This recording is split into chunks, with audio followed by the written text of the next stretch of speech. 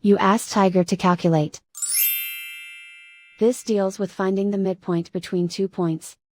The midpoint between the 2 points is 2,33. Let's solve it step by step.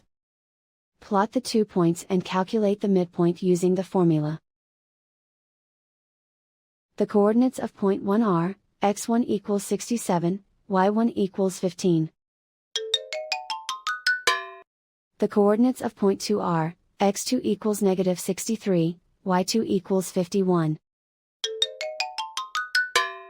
PM represents the midpoint of the 2 points.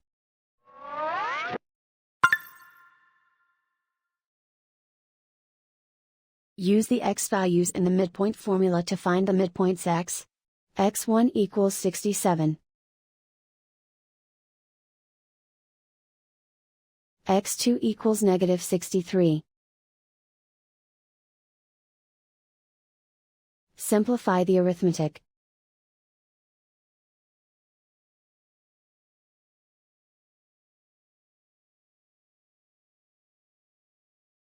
Use the y values in the midpoint formula to find the midpoints y. y1 equals 15. y2 equals 51. Simplify the arithmetic.